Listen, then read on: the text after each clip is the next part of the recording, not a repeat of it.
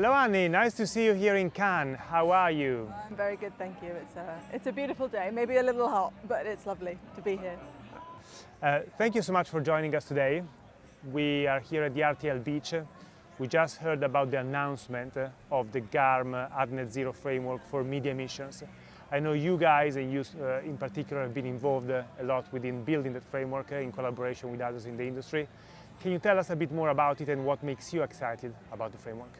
Yeah, absolutely. I think dentsu were excited about this from the start. You know, we've put a lot of investment, a lot of time, a lot of people behind building our own framework and our own calculator to really understand what's going on with media campaign emissions. But this just felt like a real opportunity to kind of, in a useful way, get rid of the secret sauce around that. You know, people need to be able to compare apples with apples, pears with pears.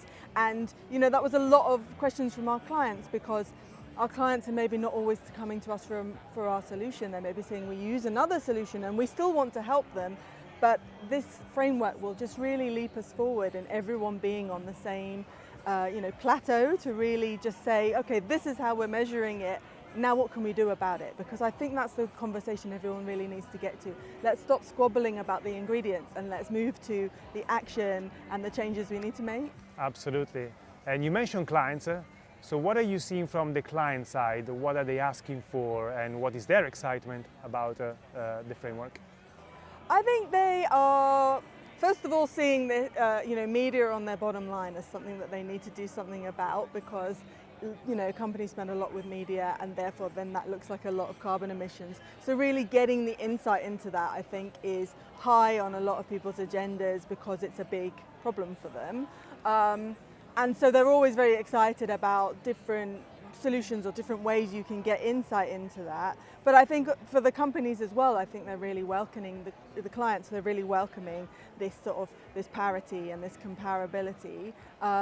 They're always very lent in and very interested to understand how we might better understand the media emissions. I'd say one thing that there's often said is like, this sounds amazing.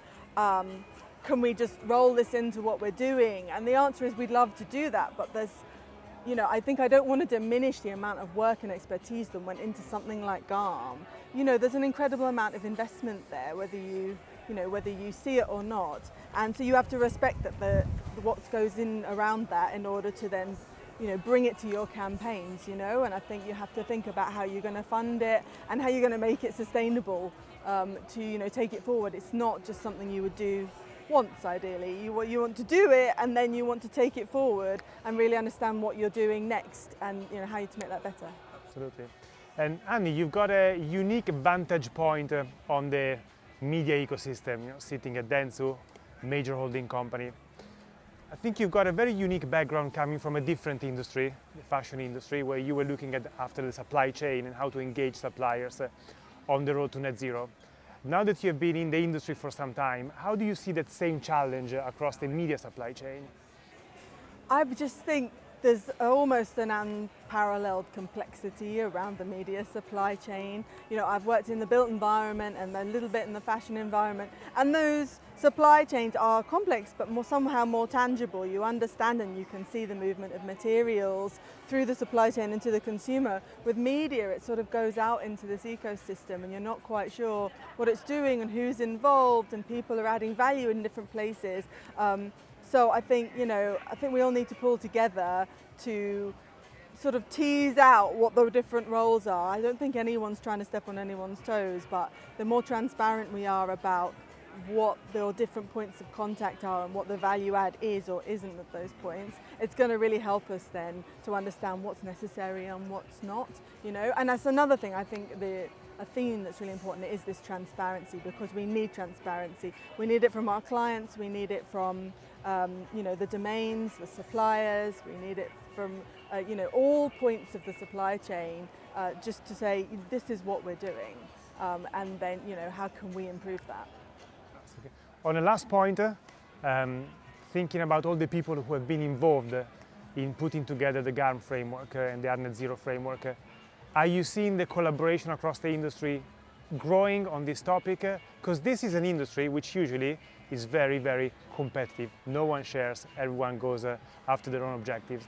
Is this different when it comes to net zero, you think? Are we seeing a different spin on or vibe in the industry now? I mean, I think I haven't been in the industry long enough to compare, but from what I've seen, the door is more readily open, I think, to talk about sustainability and net zero. You know, people welcome the conversation. I still think there's some hesitancy about what they want to share, and as I said at the start, the secret sauce, you know, giving away their trade secrets. But I think we are rapidly moving to a point where people are agreeing that there is no secret around this. It's just about moving forward and doing the right thing.